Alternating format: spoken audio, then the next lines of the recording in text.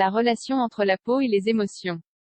La peau et les émotions entretiennent une relation plus étroite que vous ne le pensez. Découvrez quel est leur lien et pourquoi vous ne devriez jamais l'ignorer. Jusqu'à il y a quelques décennies, parler de la relation entre la peau et les émotions était une affaire très risquée. Aujourd'hui, cependant, nous savons qu'une telle relation existe.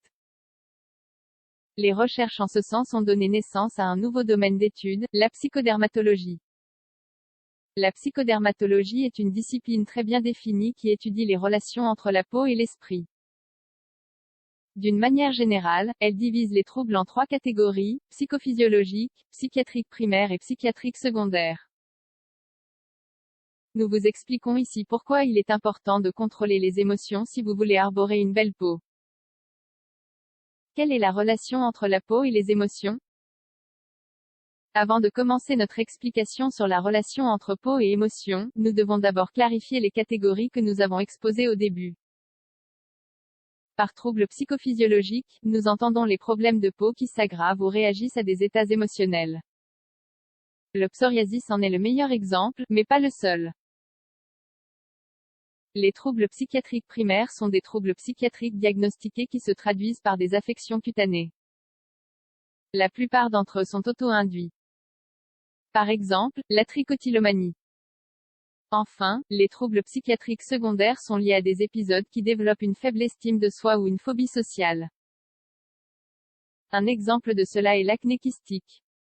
En ce sens, les affections cutanées peuvent être aggravées ou développées par des conditions émotionnelles, mais elles peuvent également provoquer des altérations mentales.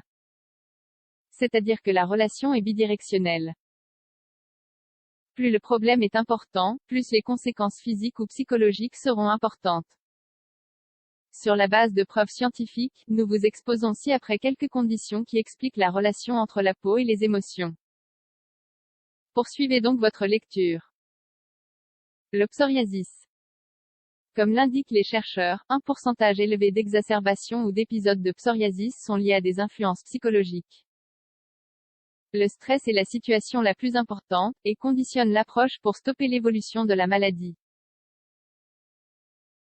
La relation entre le stress et le psoriasis est très paradoxale, puisqu'elle peut être déclenchée à la suite de la souffrance de la maladie. Ce faisant, vous l'aggravez, créant un cercle vicieux qu'il est difficile d'arrêter.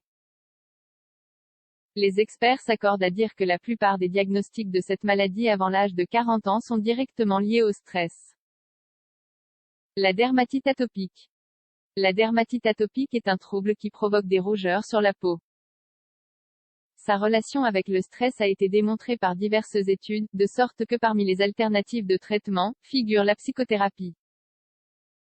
D'ailleurs, il existe des preuves solides que certaines techniques de psychothérapie, telles que la thérapie cognitivo-comportementale, le biofeedback et la psychothérapie psychodynamique brève, donnent de bons résultats. Il n'est pas rare que les patients adultes, en particulier lorsqu'il s'agit d'épisodes extrêmes, prennent des antidépresseurs en complément du traitement principal. Cela montre également la relation étroite entre la peau et les émotions. L'hyperhidrose. L'hyperhidrose est une condition dans laquelle les patients souffrent d'une transpiration excessive. Elle est souvent associée à l'exercice ou à une élévation de la température, mais des études ont montré qu'elle peut également être déclenchée par le stress ou l'anxiété. Comme vous pouvez vous y attendre, les personnes développent différentes séquelles émotionnelles. La phobie sociale et la faible estime de soi figurent parmi les principales séquelles. Cette situation peut générer de l'anxiété, anxiété qui aggrave à son tour la condition. Ainsi, cette maladie crée un cercle vicieux comme celui que nous avons exposé avec le psoriasis. L'urticaire. L'urticaire est un autre des meilleurs exemples de la relation entre la peau et les émotions. Plus de la moitié des épisodes de ce type n'ont pas d'explication apparente, de sorte que certains experts suggèrent que le stress joue un rôle prépondérant. En moyenne, jusqu'à 50% des patients atteints d'urticaire vivent des situations stressantes. Mais les stimuli ne sont pas forcément présents. Certaines personnes confrontées à des souvenirs ou à des stimuli évoquant un abus ou une situation traumatisante du passé peuvent également développer cette affection cutanée.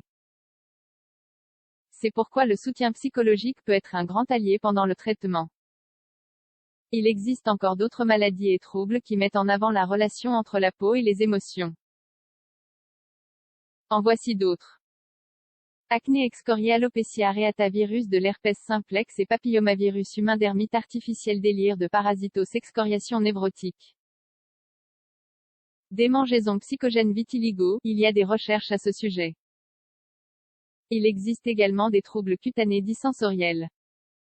Ce terme regroupe une dizaine d'affections cutanées qui ne peuvent être couplées à un diagnostic précis. Bien que leur nature soit en partie inconnue, les experts indiquent que l'anxiété ou la dépression peuvent être l'étiologie de certains cas.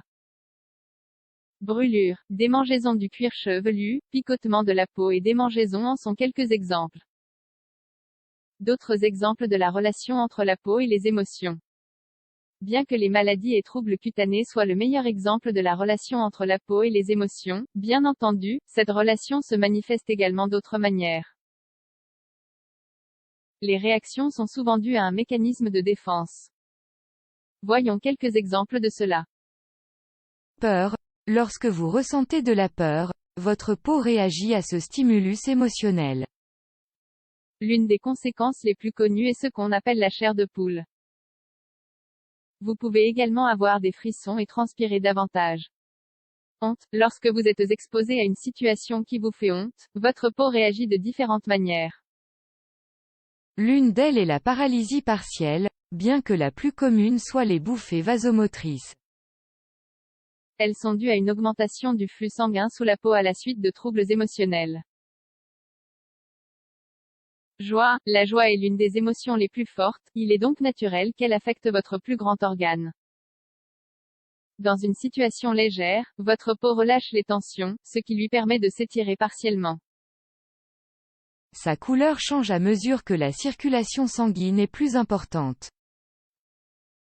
L'influence des émotions sur les troubles cutanés est de plus en plus évidente, et son étude continue de nous en apprendre davantage sur ce lien. Voici quelques exemples de la façon dont les émotions affectent l'apparence de votre peau. Bien entendu, ces réactions peuvent être déclenchées par différentes émotions, il n'y en a donc pas une pour chaque type. Être conscient de cette relation est d'une grande importance pour éviter que des changements émotionnels soudains n'affectent négativement l'apparence de la peau. Cela aide également les patients atteints de pathologies dermatologiques à contrôler l'anxiété et la phobie sociale.